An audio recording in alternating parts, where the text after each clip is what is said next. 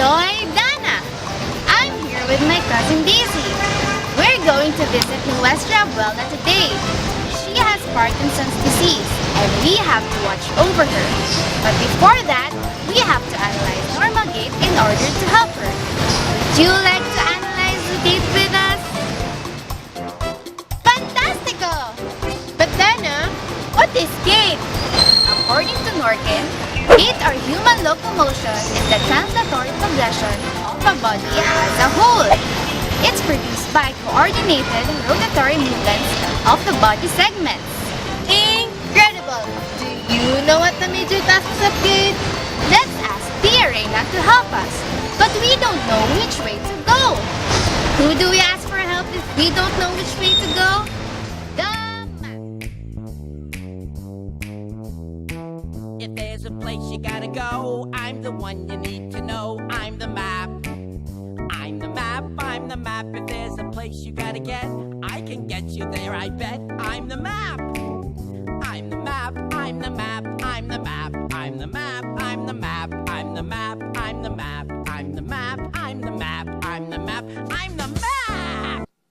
Dana and Daisy need to get to Abuela to watch over her today. Well, I know how to get to Abuela. To get to Abuela, you need to go to Tia Reina and through your friend Gian, and that's how you get to Abuela. So here's what you tell Dana. Reina, Gian, Abuela.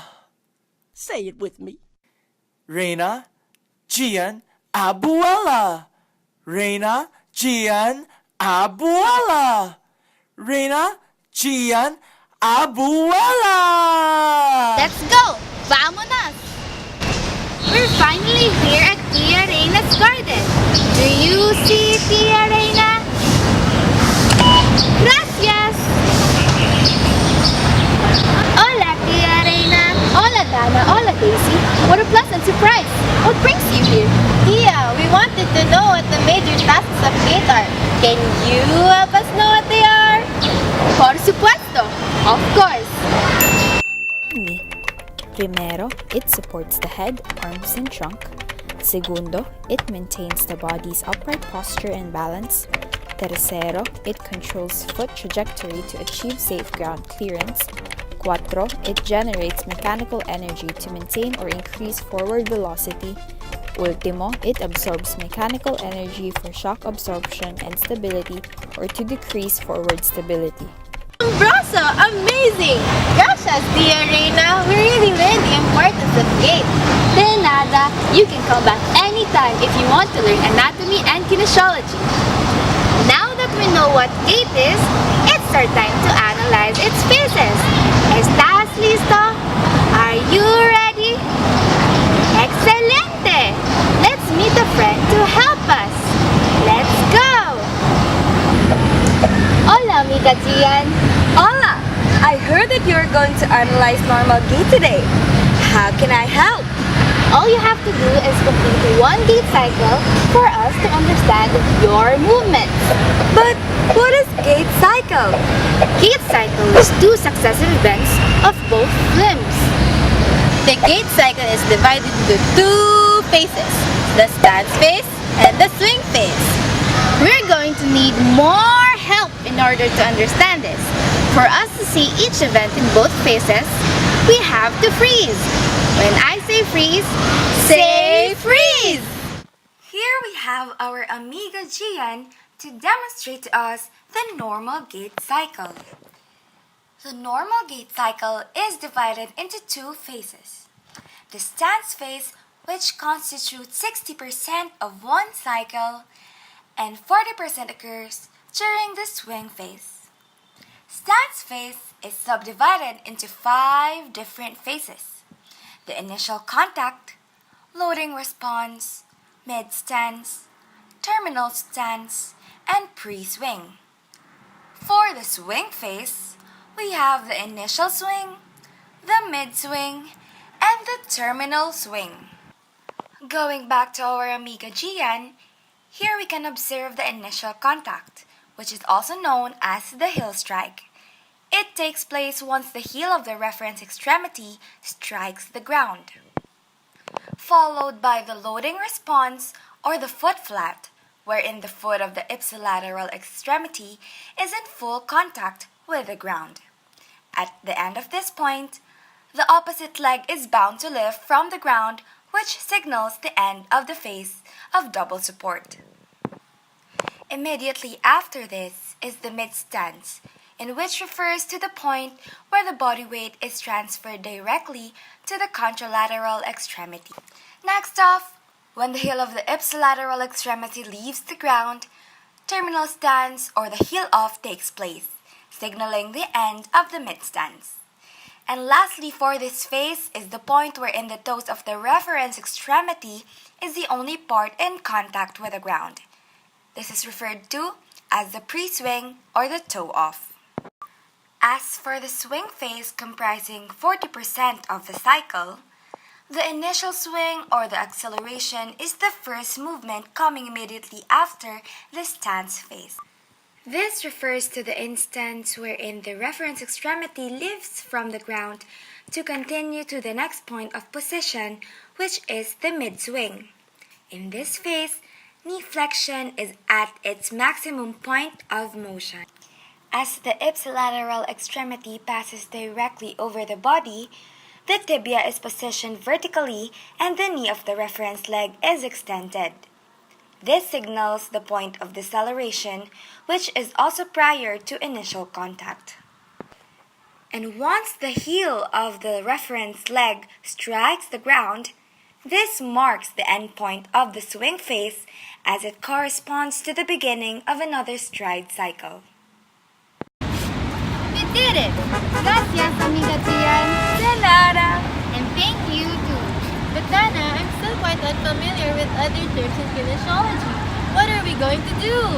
No worries! I asked another help from a friend for us to understand it. Let's go!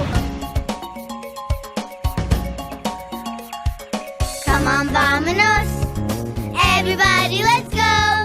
Come on!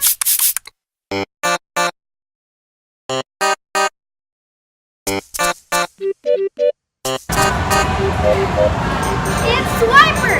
He's here to fill our rooms so we won't be able to help the umbrella. We need your help to stop it. We have to say, Swiper, no swiping. Say it with us. Swiper, no swiping. Swiper, no swiping. Swiper, no swiping. Oh man! Thank you, mi amigos, mi amigas. Now we can still visit Jin.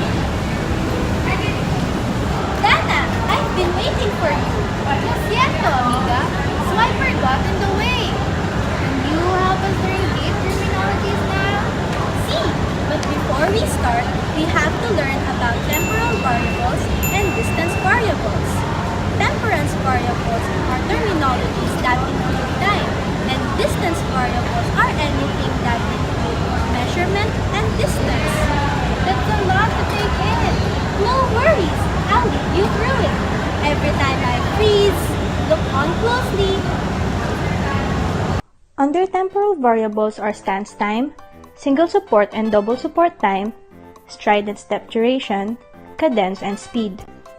Stance time is the amount of time that elapses during the stance phase of one extremity during the cycle.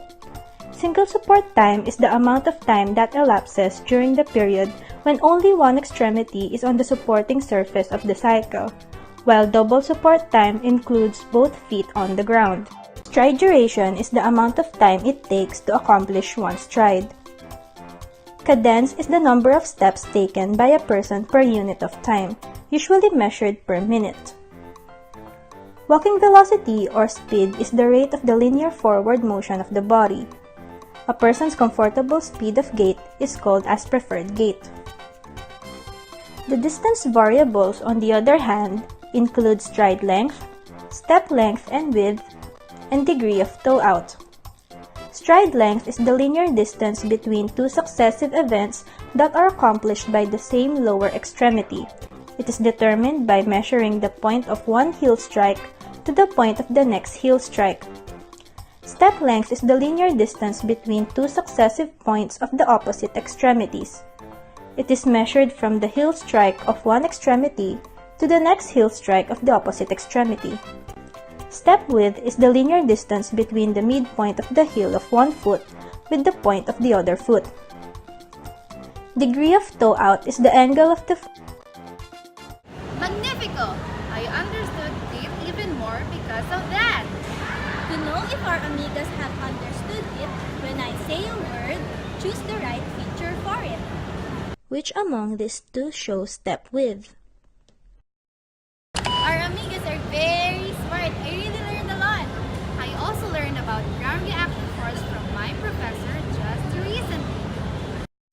Currently, you are looking at a table. This table shows the ground reaction force for the lower extremity during the different phases of the stance phase. The first column enumerates each phases of the stance phase, while the rest of the columns show the corresponding ground reaction force for the hip, knee, and ankle.